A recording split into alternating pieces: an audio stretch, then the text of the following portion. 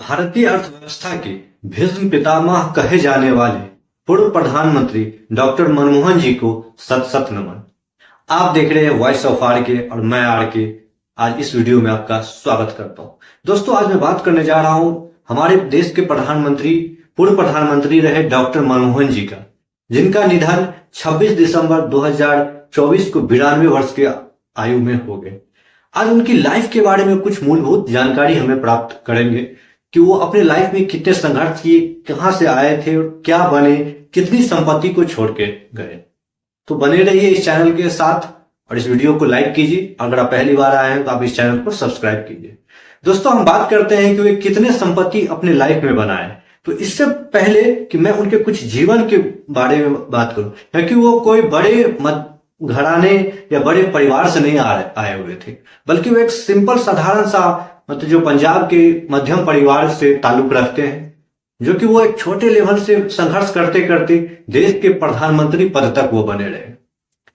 ऐसा कहा भी जाता है कि उनकी आंख की रोशनी जो एक समय में कम हो गई थी, उसका मूलभूत जो कारण रहा है, वो बचपन में जो पढ़ाई करते थे वो लालटेन की रोशनी में ज्यादातर पढ़ाई करते थे, क्योंकि वो शुरू से ही मेधावी थे, पढ़ने में कुछ ज्यादा ही रुचि रखते थे।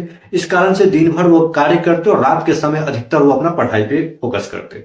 इस कारण से उनका हुआ, और इसी कारण से उनकी मेहनत और संघर्ष के कारण वो इतने आगे तक बढ़े। वो अगर आप बात करें तो वो साल 2004 में पहली बार देश के प्रधानमंत्री पद संभाले और करीब 2014 तक वो इस पद पे बने रहे।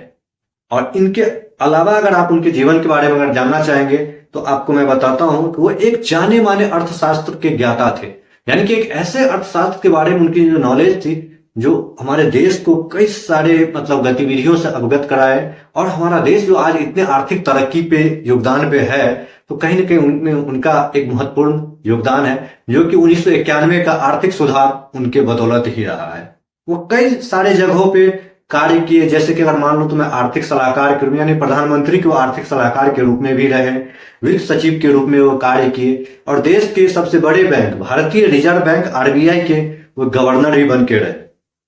और इसके बाद इन सब पदों के साथ कार्य करते हुए देश के राजनीति में भी आए। हालांकि वो कभी भी लोकसभा से चुनाव नहीं लड़े, क्योंकि एक बार उन्होंने चुनाव लड़ा और उस चुनाव में दिल्ली से लड़े थे और उनका हार हो गई।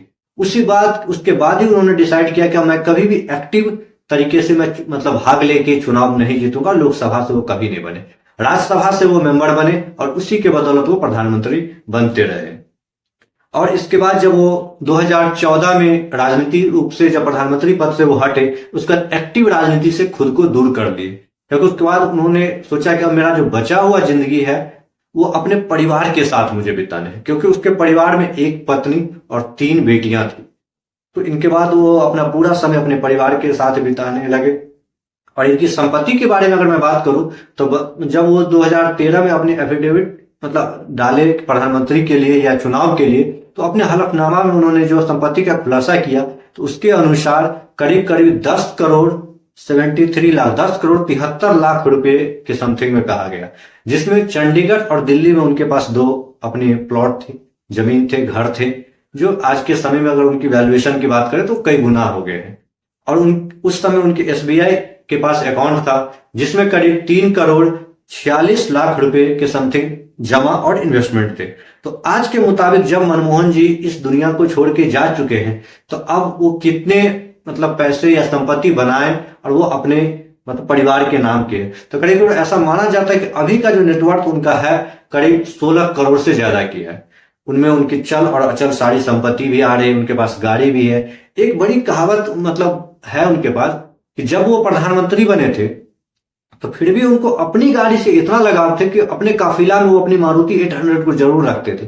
हालांकि उसकी सुरक्षा की दृष्टि से BMW गाड़ी थी, लेकिन वो अपने स्टाफ से जो उनके साथ सिक्योरिटी में थे उन्हें कहा करता था, मुझे इनसे ज्यादा खुशी मिलेगा जब मैं अपनी गाड़ी में बैठूंगा। तो उनके स्टाफ कहते सर ये तो सही है, लेकिन चूंकि ये देश के प्रधानमंत्री के रूप में आप है तो एक प्रोटोकॉल है जिसे मेंटेन करना होता है। इतने सादगी जीवन जीते थे वो। दोस्तों, आज वो एक ऐसे शख्सियत जिनका निधन हो चुका है, तो मैं उनके जीवन का कुछ अंश निकाल के आपके पास रखा हूं। उम्मीद करता हूं कि ये वीडियो आपको पसंद आएगा और उनके जीवन से बहुत कुछ आपको सीखने को मिलेगा। मिलते हैं फिर किसी नए वीडियो में। तब तक के लिए आप इस चैनल को सब्सक्राइब करें और इस वीडियो को लाइक करें।